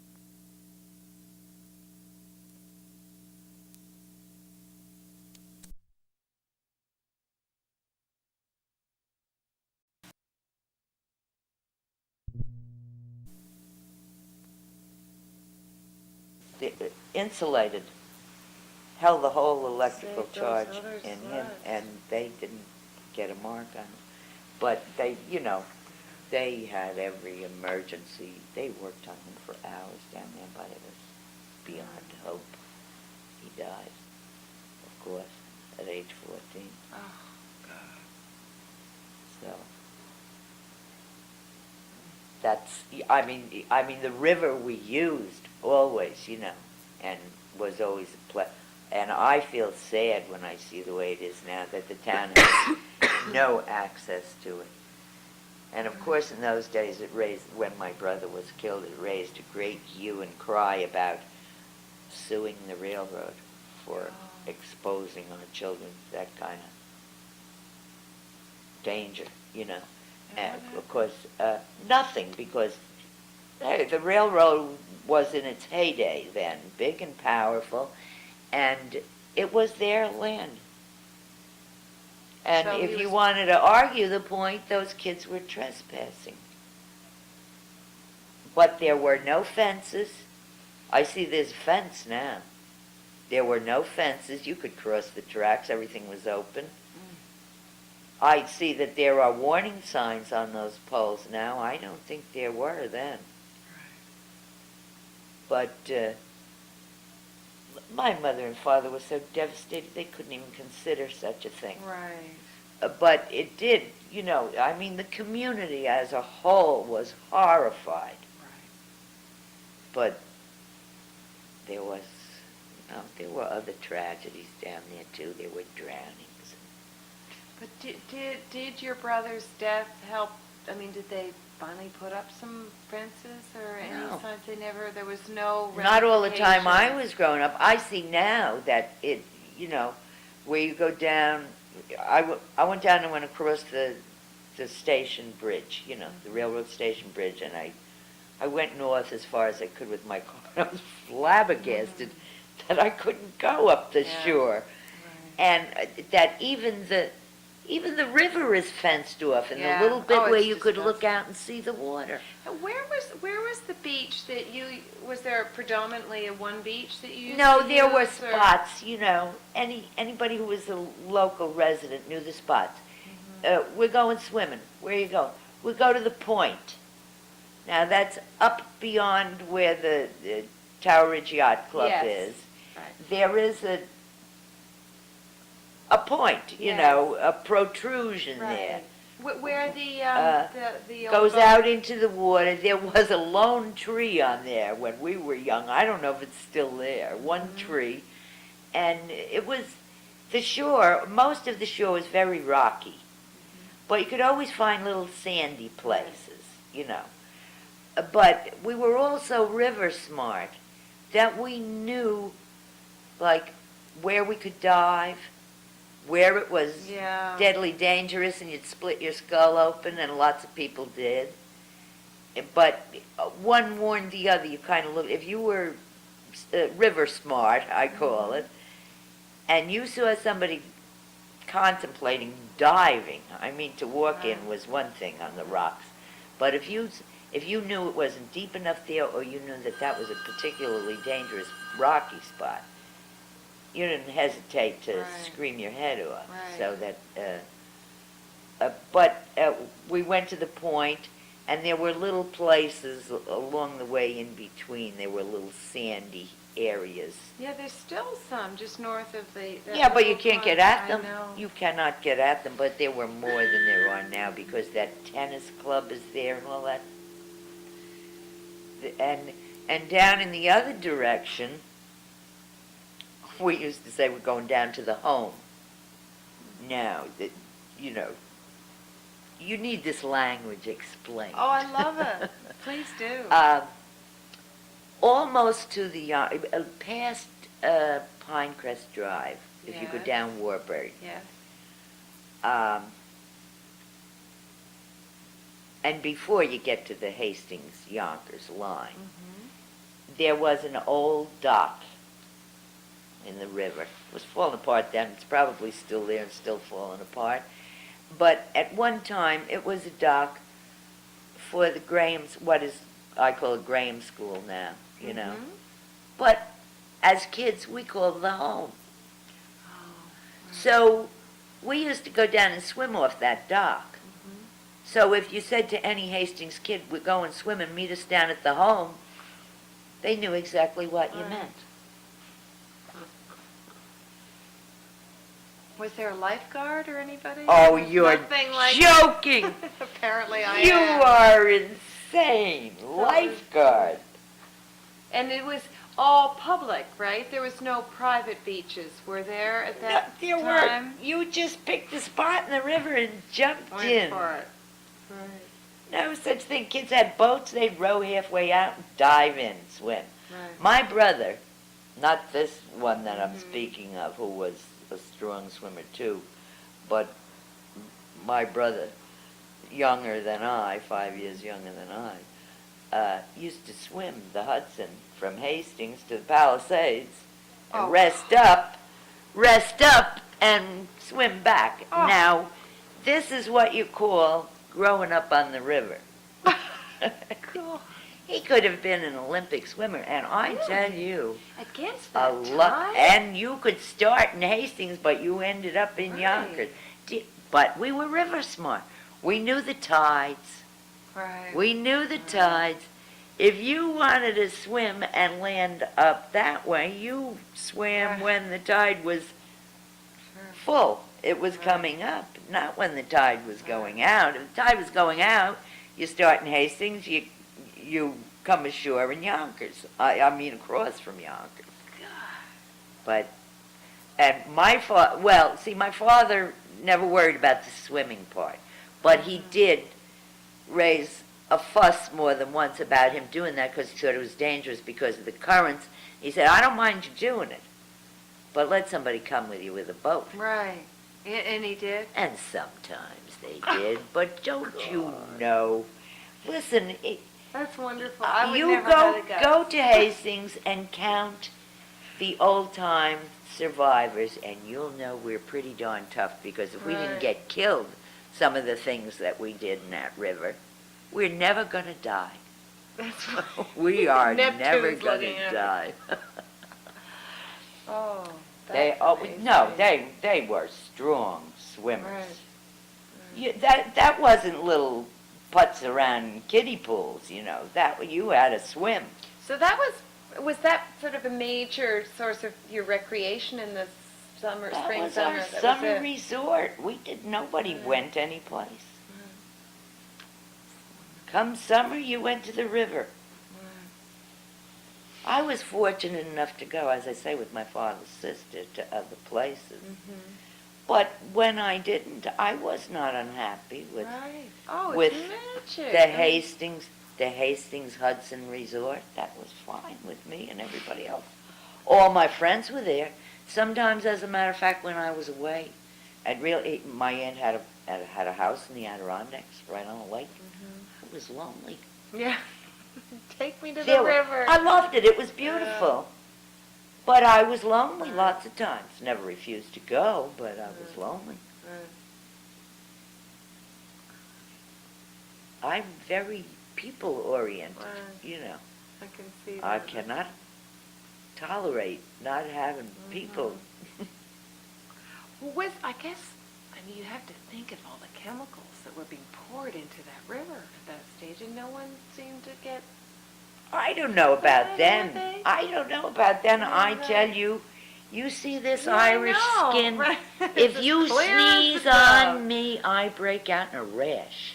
Is that right? And I swam in that Hudson River all my life, Hmm. and it never did anything to me. Right. Now I know kids who take a dip in the river. My daughter lives in Irvington, Mm-hmm. and there are kids in her neighborhood. They get old enough, they get smart. I know one girl who was about 12 or 13 decided to, in and out of the river. She spent the whole summer going to the doctor with the that skin. right? Yes. I don't know of anybody. Yeah. Now, there may be cases. I don't know everything about everybody's Sure, life. but in general, it But was not in an general, issue. nobody ever had any ill effects Mm. from swimming in that Right. river. And I tell you, Hastings produced some pretty big, strong, healthy Right. soldiers for World War II, and sailors and Marines. There was nothing puny about them, Right. believe me. They were big, tough men, strong, tough men. They toned They their were- sons on the river. They were not malnourished, and they were not soft. Right. Not soft at all. Were there any So- games or anything that sort of things you did on the river, ways of playing that you think are unique? Oh, or I that were don't know. special But for the your memory? boys did a lot of clowning around, showing off, fancy diving. Diving off the home dock and landing on the rocks and splitting the head open here, and then driving themselves down the hospital, getting sewn up. Ugh. I really don't know. Was no Right. formality right. about it. You get in the water and you horse Okay, around, right. I don't really remember Right. anything in particular, that kind of thing. Mhm. Oh, one thing I do recall. See, one thing leads to another. I could talk for the rest of my life, I That's guess. great. You reminded me. I told you about the excursion boats Yes. going up. Well, as kids, those excursion boats went up, several times a day and came down, and we knew every boat. We knew them by name. Here comes the DeWitt Clinton, and that was when the excursion boat went up the river. It created a backwash, which was Right. like waves, like from the ocean. Oh, right. And, of course, here's another colloquialism, rollers, we used to call them, right? So, if you spotted a boat coming either way, up or down, you knew that in the wake of that boat, we were going to get rollers. Everybody else, here comes whatever it was, they recognized them by name, and everybody went into the water, and you rode the waves.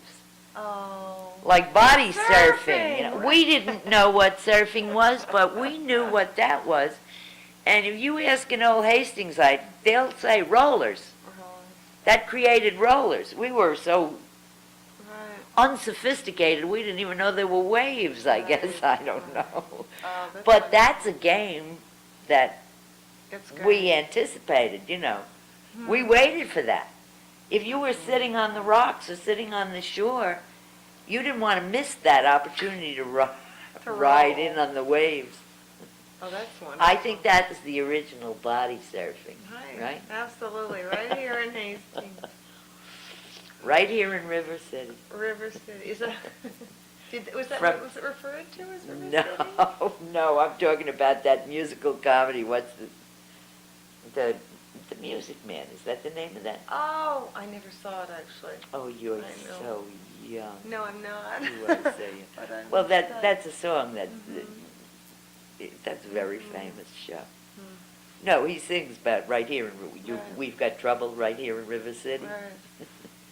Actually, making me, were there any, I don't know, people who were telling stories, or were song singers, or sort of balladeers, or whatever in your time growing up, or your family's time?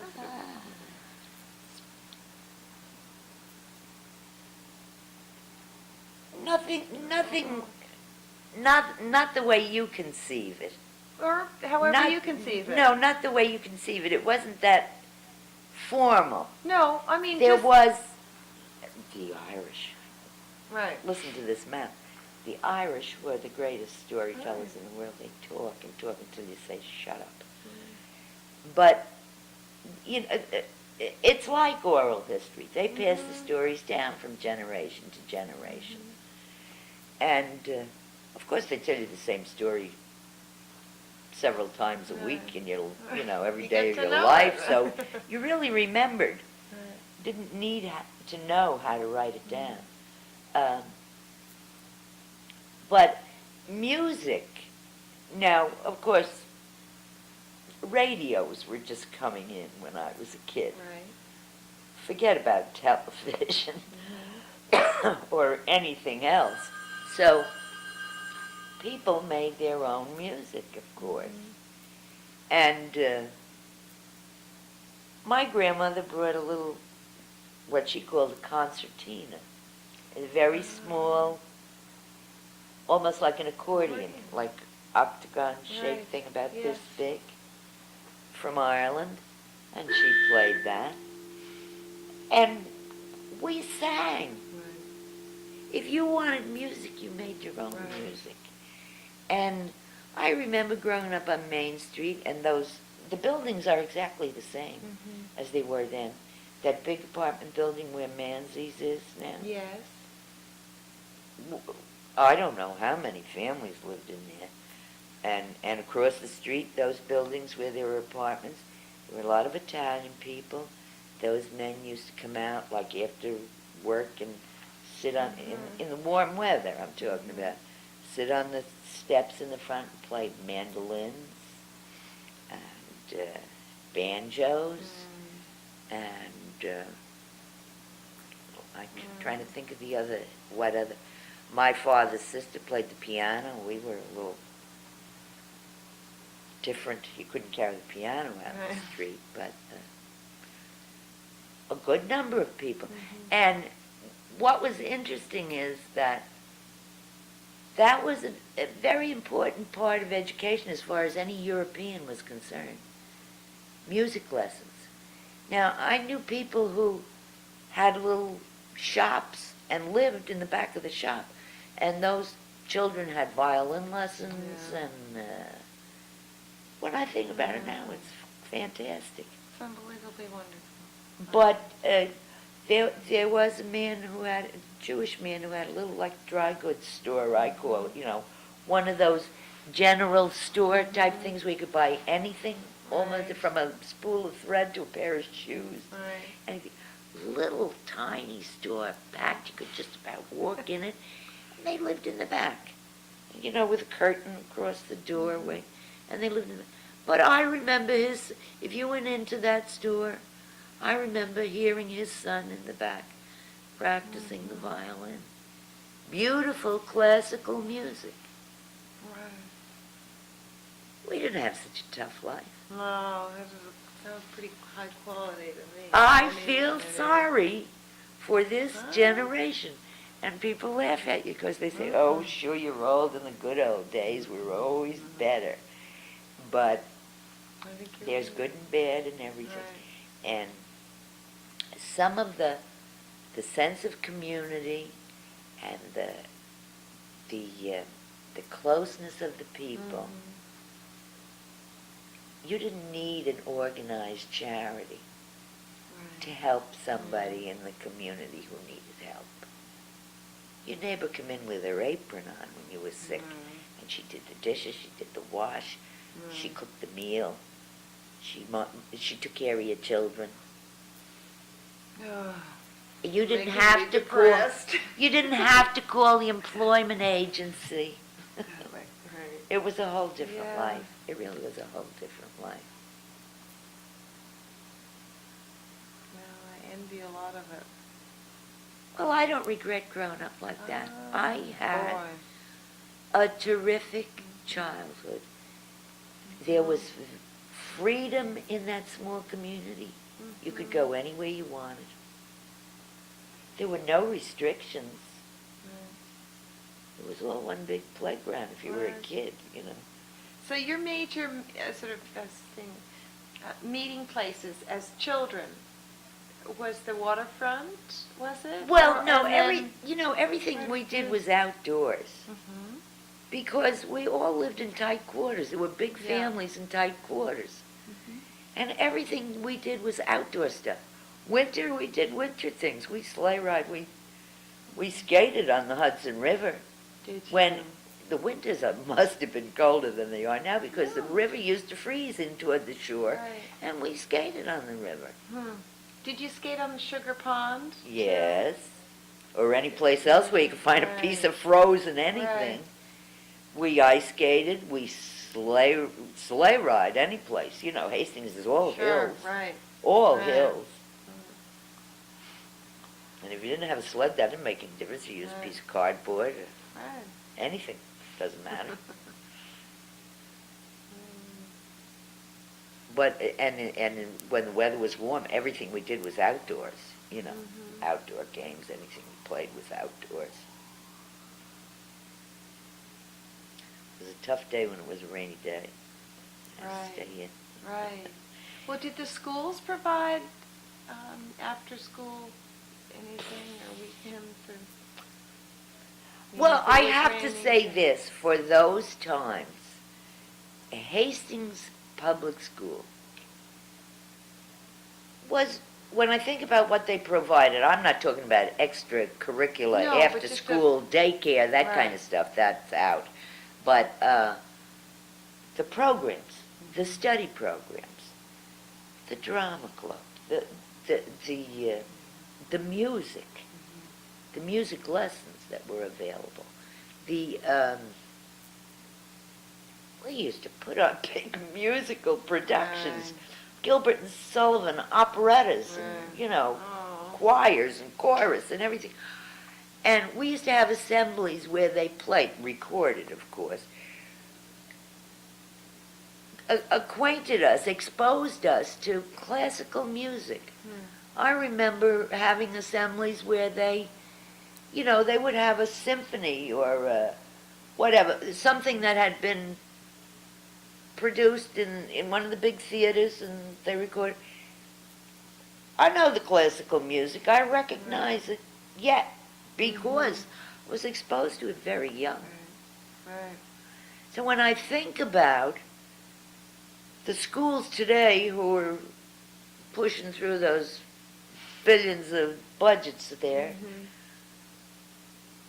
I think I got more out of this school. And of course, you can't compare the cost, but they were not slackers in the Hastings schools in those days. I realize now that they provided sometimes more than these exclusive suburban schools are providing right now. When I was a kid, they had a cafeteria in the Hastings school where everything was fresh cooked. There was no frozen stuff then. Hot meals. You were served hot meals at school? Hot meals. You went to the cafeteria, you got in line, you paid for it, of course. I think if you wanted something really good, it cost you 15 or 20 cents maybe, you know. But local women worked in those kitchens, cooked all of that hot food. And the schools now, Irvington School, which is so ultra, that they make me... Yeah. What happened about they can't even get a container of milk, those kids I in that know. school. Is that ridiculous? Yeah, I think it is. What did the men do down at the, did they bring bag lunches, or was there any? Oh, to Then work? down at- Yeah, at the Oh, waterfront. yeah, They yeah, just you said were on there your was own. no- You were there was on your no own. cafeteria You or eat or don't anything. eat. And there's nothing there, No. you know, in any of them, I No, presume. no, there Right. was no way to, no, there was no provision for that. You said that, if the weather was nice, you go out and sit on the dock and eat your lunch, or if it was cold, Right. you sat at your desk or in the, They had wherever you no worked. common room, no sort of Not that I know of, not that I know of, no, I don't think so. Right. I mean, you were free to have a lunch hour, you know, Right. go out and walk around and Right. eat your lunch or whatever. Even go up to the village and cash your paycheck if you felt the need, but, I mean, there were no. as I say, it was all very casual. Yeah, I'm concerned that we're running out of tape, so I wanted to take a moment for you to think about anything that, any memories or things you think other people should know about life in the waterfront, in terms of questions that I haven't asked. There's a slew of them here. I haven't gotten to all of them, but you to think if there's anything you'd like to share with us. Well, people used to do a lot of boating down there. And, of course, as I say, I'm not too familiar with it, like the boat clubs and that. Maybe somebody else could give you more information about the boat clubs. Were there were not boat clubs, though, when you grew up? Sure, Or Tower there Ridge were- Boat Club was always there. Tower Ridge so Yacht was Club, that- excuse me. Was that open to the public? Were you allowed to swim there? Well, it wasn't closed off the way it is now. Right, so that was one I of mean, your there were- up at the point there, was Yeah. just beyond. Oh, you sure, sure. So they had these clubs, but they were open Well, it more or was the less water to- they used. They didn't hog the shore. Sure, right, They didn't exclusively yeah. Right. keep that piece of shore to themselves. But there's But that's- another boat club down, what do you call that? Down below. Pioneer. South. Yes, Right, south, yes, yeah, Pioneer I Boat know. Club. Right. But you see, a lot of Hastings people, later years did have boats and everything down there, but I never, after I grew up, I wasn't into that anymore. Right. But, I only remember, like, the boys used to have rowboats, kayaks. They were great for kayaks. Right. And they would leave them down there at the boat clubs there? Oh, no, you had to belong had to to the bring boat club. Or could you just leave, was it okay to leave your canoe or your kayak I don't there think over anybody there? ever did. So you trudge them back up over the Yeah. tracks? Yeah. Ay. I don't think anybody left their boats down there. They may have. Mhm. They may have moored them down there. I don't recall, really. That's a long way to lug a boat. Well, kayaks are kind of light. Yeah, but still, it's, I really don't remember. I have to ask some of my Yeah. friends what they remember about that. mhm. What they didn't know they had boats. Did they ever have boat races or anything? Well, I went to school with there were two brothers from Graham School. And the kids from Graham School, they used to have their own grammar school on the grounds, but when they got to high school age, they used to come to Hastings High School. Oh. And there were two brothers who were American Indians who went to high school with me. And they were great for kayaks. They Right. were, I think maybe they introduced the Hastings boys of that era to kayaks. And they did race. They did race. So this was in the early 30s, sort of, the mid-30s. Yeah, when we were in probably. high school. I Mhm. graduated from high school in 1939. And there were two brothers, and Johnny Saburn graduated the same year I did. And if you will go to the Veterans of Foreign Wars, World War II Memorial, you'll find his name on there, on that monument. What happened to his So, brother? All those names are Oh. forever 20 years old to me. Right. Those were all my classmates. I don't know. Everybody went in the service, World War Sure. II. That was it.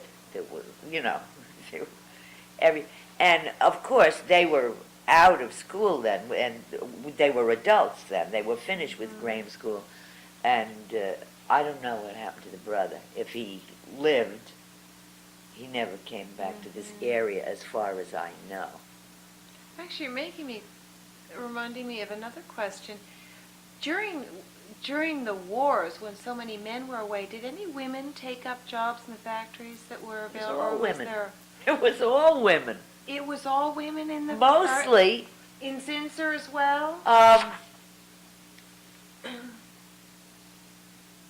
no. Isn't that odd? There were women working in the office in Zinsser's. And I don't recall. Maybe they did, I forget. I know Anaconda was 3/4 women. It was. Absolutely, all kinds of Because it's shifts. still just- There were no men. That was when women really, I mean, women always worked, but that was when you really went to work, you know. And they worked, you know, all kinds of shifts, the jobs that men would ordinarily do, you know, all those jokes about Rosie the Riveter and all that Right. stuff. That's the truth. They wore factory clothes, safety shoes, helmets, whatever, and they ran machinery, they did whatever. Did they get the same amount of pay that a man would have for the same job, or? That's questions impossible to answer because there wasn't a man there to get the.